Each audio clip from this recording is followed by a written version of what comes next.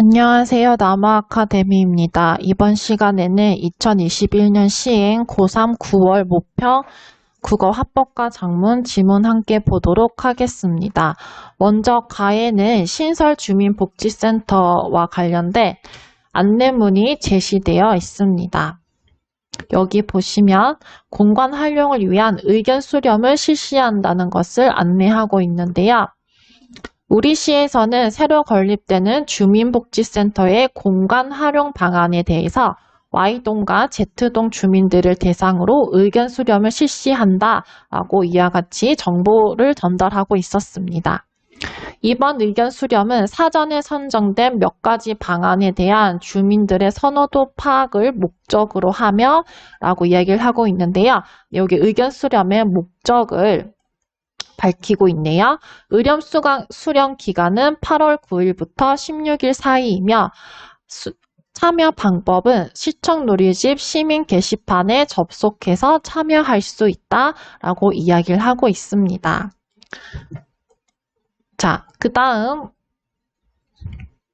이 새로운 복지주민센터를 신설하게 된 이유에 대해서 설명을 해주고 있습니다.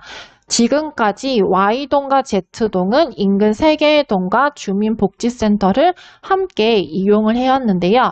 그러나 Y동, Z동은 다른 동들에 비해서 주민복지센터와의 거리가 멀기 때문에 이용에 어려움이 있었다고 합니다.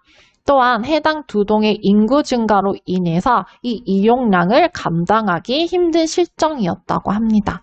게다가 현재로서는 기존 주민복지센터를 확장하는 것 또한 불가능했다고 합니다. 네, 이렇게 다양한 문제들로 인해서 시청에서는 두 동을 위한 주민복지센터 신설을 추진해 왔습니다.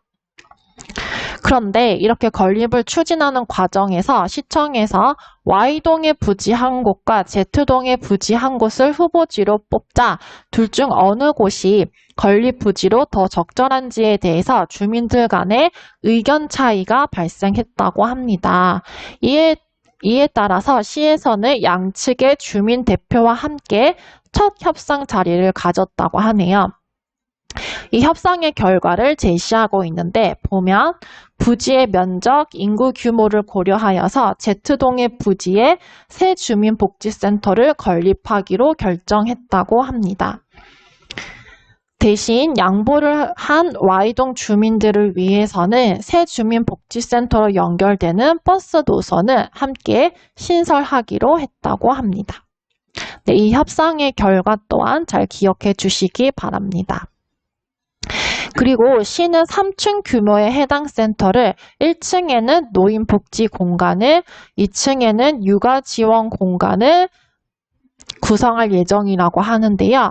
그런데 이 3층의 공간에 대해서는 주민의 요구가 다양했고 의견 수렴을 통해서 도서관, 주민영화관, 체육시설 중 주민 선호도를 파악해서 활용 방안을 결정할 것이라고 합니다.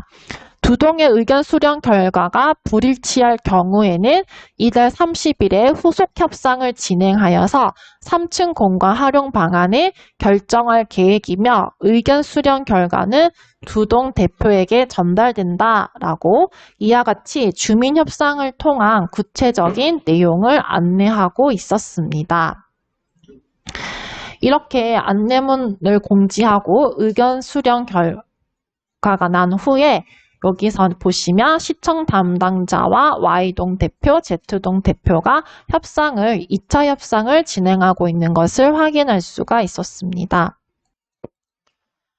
네, 협상 내용 함께 보도록 하겠습니다. 시청 담당자가 오늘은 Z동에 신축할 주민복지센터 3층 공간 활용에 대해서 협상을 진행하겠다라고 그 안건을 제시하고 있습니다.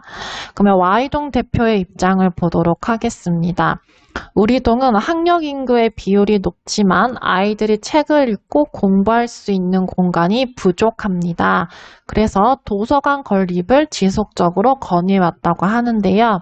시청의 선호도 조사에서도 우리 동 주민들의 1순위는 도서관이었다라고 이와 같이 도서관 건립을 주장하는 이유를 밝히고 있었습니다.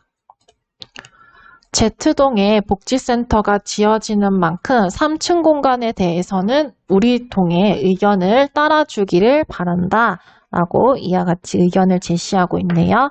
이에 대해서 Z동 대표는 우리 동에서도 도서관을 선호하는 의견은 있었지만 우리 동은 중장년층 인구 비율이 높아서 체육시설의 필요성이 더 크다라고 합니다. 네, 여기서는 Z동의 체육시설 건립을 건의한 이유가 나타나 있네요.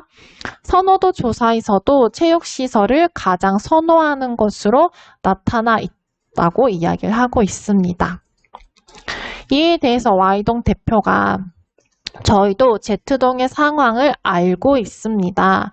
현재 진행 중인 저희 동의 체육시설 확장 공사가 마무리되며 Z동의 중장년층 주민들도 편리하게 이용할 수 있을 겁니다. 라고 이와 같이 상대방의 요구사항에 대해서 다른 대안을 제시하고 있었습니다.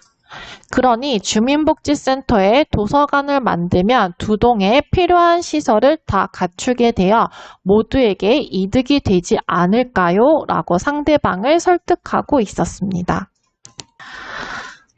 네, 이렇게 상대방이 대안을 제시했고 이에 대한 Z동 대표의 답변을 보도록 하겠습니다.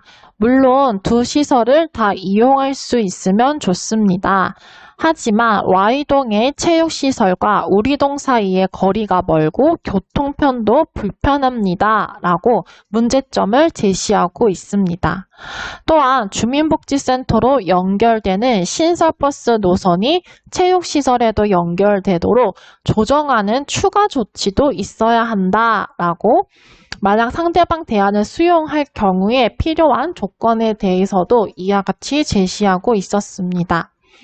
그 문제는 버스 회사와 협의해야 하는 문제이고 조정도 쉽지 않습니다. 라고 시청 담당자가 Z동 대표의 조건에 대해서 문제점을 제시하고 있었습니다. 이에 Z동 대표는 그러면 체육시설을 통한 수익 증가가 예상되는 Y동에서 비용을 부담해 주는 것은 어떠하냐라고 대안을 제시한 상대 측에서 비용을 부담해 주기를 요구하고 있습니다. 이에 Y동 대표는 이번 협상을 준비하면서 우리 동에서 양보할 수 있는 부분에 대해 주민들과 의견을 나누었습니다. 체육시설에서 운영하는 무료 셔틀버스를 Z동까지 운행하는 것은 가능하다라고 합니다. 자, 이에 대해서 Z동 대표는 그것뿐만 아니라 Y동의 체육시설 이용료는 기존 복지센터 내 체육시설 이용료보다 비싸기 때문에 Y동 입장에서는 이용자 증가로 더 큰 수익을 얻을 수 있지만 우리 동 주민들은 체육시설 이용에 대한 부담이 더 커질 것이기 때문에 요금에 대한 부담을 또한 낮춰달라고 추가적인 요구사항을 이와 같이 제시하고 있었습니다.